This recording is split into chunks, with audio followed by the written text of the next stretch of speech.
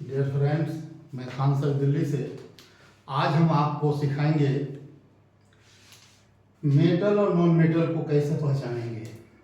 आज बिल्कुल मेटल्स और नॉन मेटल्स चैप्टर है, आपको क्लास 10th में भी है, उससे पहले की भी क्लास में है और आगे तो है ही 11th 12th में भी है।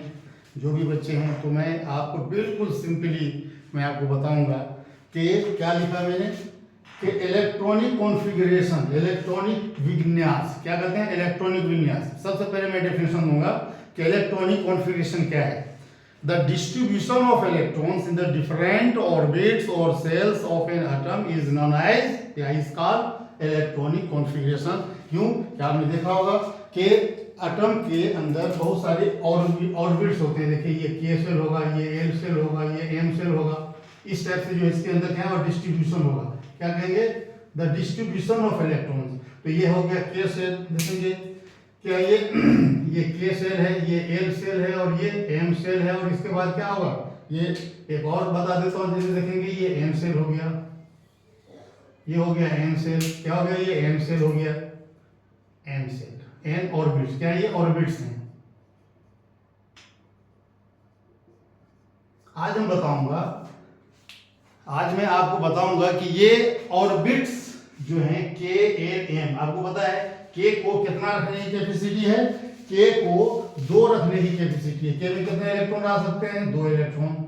एल को कितना है, 8 इलेक्ट्रॉन। इस तरह से आप इसको एडजस्ट करेंगे, 2 4 6 और देखिए 8 इलेक्ट्रॉन।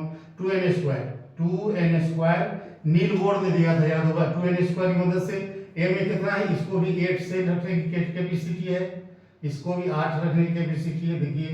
और ये एन सेल को भी कितने रखने की कैपेसिटी है, 8 4 8 रखने की, इसको 32 है, कितना 32। लेकिन एल के बाद कोई भी ऑर्बिट्स 8 इलेक्ट्रॉन से ज्यादा नहीं रख सकता है।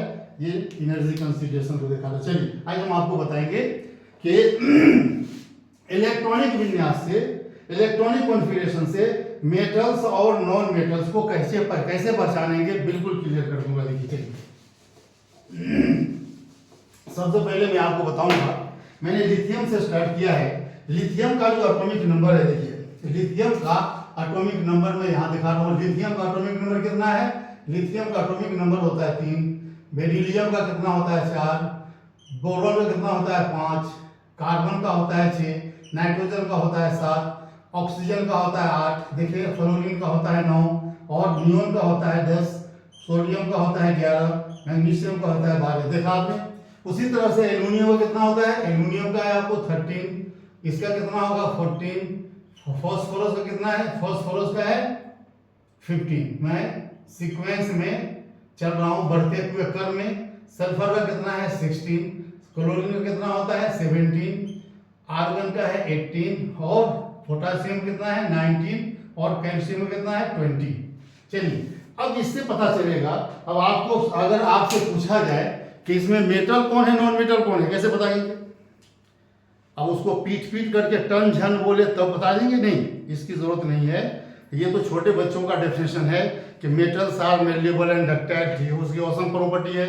मेटल को पीटने से सोनोरस साउंड पैदा करता है, वो मेटल की पहचान है। यहाँ पे नहीं, वो सब नहीं आएगा आपसे। ये हाई लेवल की जब बात देखेंगे तो मेटल को पहचानने के लिए उसका इलेक्ट्रॉनिक कॉन्फ़िगरेशन करना पड़ेगा। चलिए देखते हैं, मैं कुछ का इलेक्ट्रॉनिक कॉन्फ़िगरेशन करूंगा with the help of 2n²। इससे पता चल जाएगा कि आपका ये मेटल है या नॉन मेटल है। चलिए सबसे पहले मैं इसका इलेक्ट्रॉनिक कॉन्फ़िगरेशन किसका करता हूँ, चलिए देखेंगे।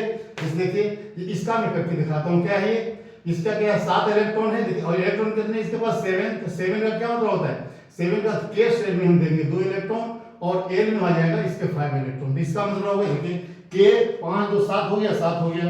ऑक्सीजन का भी दे देता हूं, देखिए ऑक्सीजन का कितना 8 है, ऑक्सीजन का एटॉमिक नंबर कितना 8 है।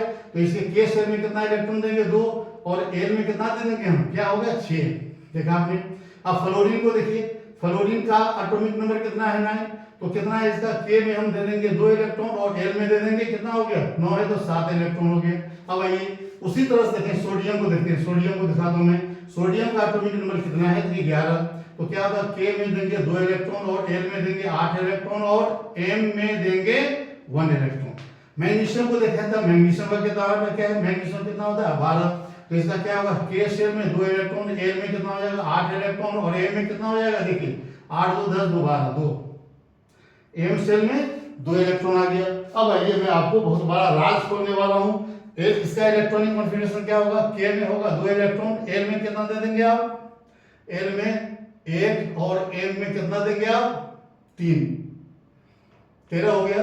सिलिकॉन को छोड़ देता हूं मैं, अभी देखिए और 2-4 को दिखा दो। पोटेशियम को देखेंगे, पोटेशियम में कितना होता है 19, तो के में देंगे हम 2 इलेक्ट्रॉन, एल में देंगे 8 इलेक्ट्रॉन, एम में देंगे 8 इलेक्ट्रॉन, और एन को देंगे 1 इलेक्ट्रॉन। कैल्शियम का देखिए कितना है 20, कैल्शियम का 20 है, तो इसमें क्या होगा, के में देंगे 2, K orbit has 2 electrons, L orbit has 8 electrons, M orbit has 8 electrons, और एन ऑर्बिट हैज 2 इलेक्ट्रॉन्स। अब आइए, तो ये था हमारा इलेक्ट्रॉनिक कॉन्फ़िगरेशन। अभी कर सकते हैं 2n² की हेल्प से, जहां n = 1 2 3 रखेंगे और आपको बिल्कुल पता चल जाएगा। अब ये क्या कहना क्या चाह रहा हूं, अब देखेंगे मैंने एक फार्मूला बनाया है 1990 में, बहुत पहले 1990 में मैं जब एमएससी में पढ़ रहा था, उस टाइम में मैंने एक क्वेश्चन, ये फार्मूला मैंने अपना एक्सप्लोर किया था। तो I am the explorer of discover, I have explored this formula. This formula is Khan formula. देखेंगे क्या खान फार्मूला क्या कहता है, यह खान फार्मूला 1 2 3 1 2 3 अपॉन क्या हो जाएगा, 1 2 3 अपॉन हो जाएगा हमारा, देखेंगे ये है 7 6 5। आप देखेंगे कि ये कौन सा फार्मूला मैंने बनाया है, अब आपको बहुत ही समझ में आ जाएगा, बिल्कुल क्लियर होगा। देखिए ये बहुत ही अच्छा फार्मूला है। ये जो है 1 2 3 को देखिए इस तरह से, ये मैंने इसको इंडिकेट करता हूं कि ये क्या है, ये मेटल की पहचान है। क्या ये मेटल्स हैं, ये सब मेटल्स हैं, मेटल्स की पहचान है। और ये देखेंगे ये सब जो है ये नॉन मेटल्स की पहचान होगी। कैसे पहचानेंगे non metals, non metals, non metals की पहचान है non metals, non metals.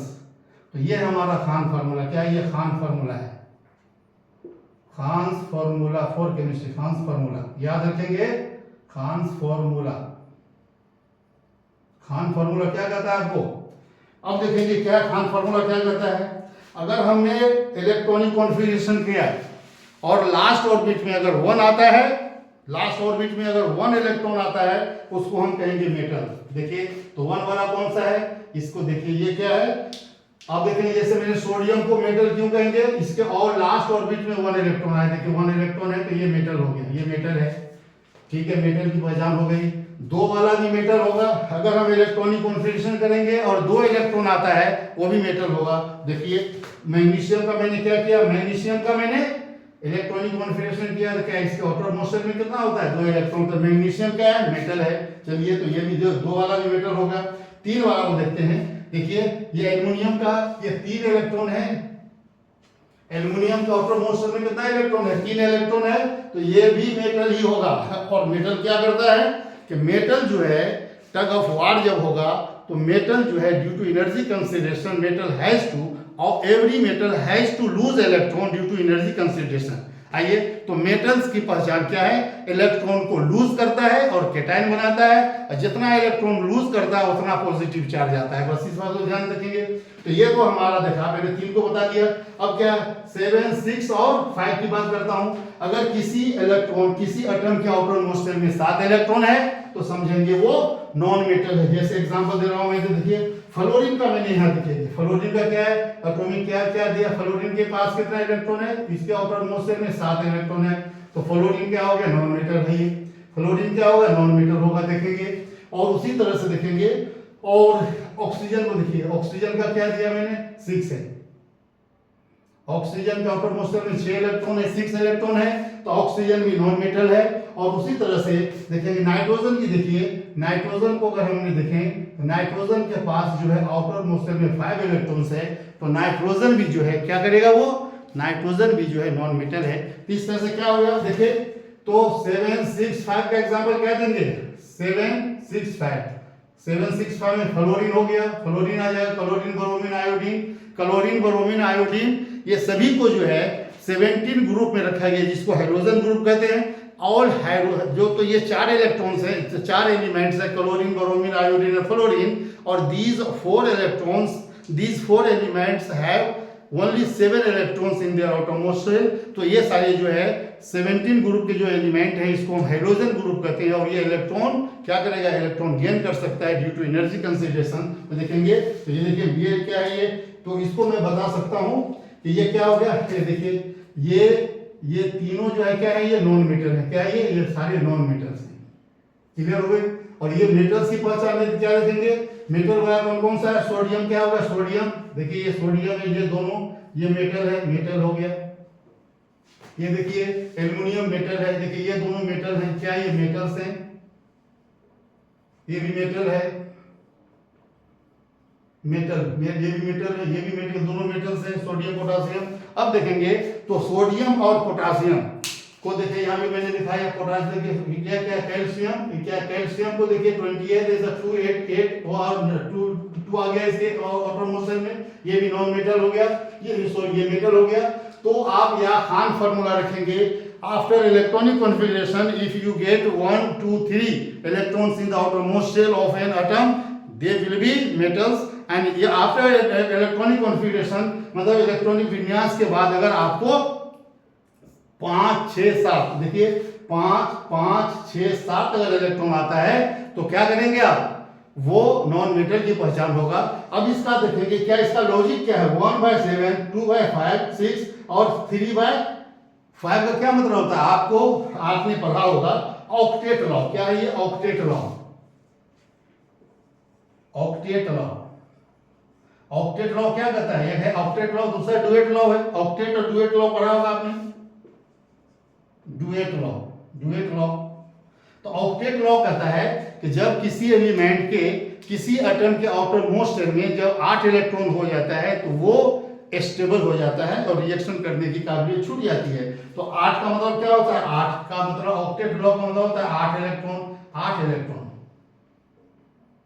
8 electron जब आ जाए उसको आउटलेट क्या कहेंगे, ऑक्टेट लॉ। और जब ऑक्टेट लॉ कंप्लीट करता है तो स्टेबल हो जाता है, रिएक्शन बंद। आइए तो क्या होगा, अब इसको अगर आप देखेंगे ऑक्टेट बन रहा है क्या, 7 को अगर हम इससे रिएक्शन देखिए क्या होगा, 7 ये 8 बन रहा है, 8 ऐसे लिखते हैं 8, तो यहाँ 1 होगा, यहाँ 7 हो गया, 8 हो गया। तो इसी तरह 6 और 2 8 हो गया, देखिए यहाँ पे इसी तरह से 5 3 8 हो गया, और इस टाइप से ऑक्टेट लॉ 8 बनता है ना, ऑक्टेट लॉ बनता है। तो इसलिए मैंने इसको बनाया, मैंने ये हमारा खान फार्मूला है, इसको याद रखेंगे।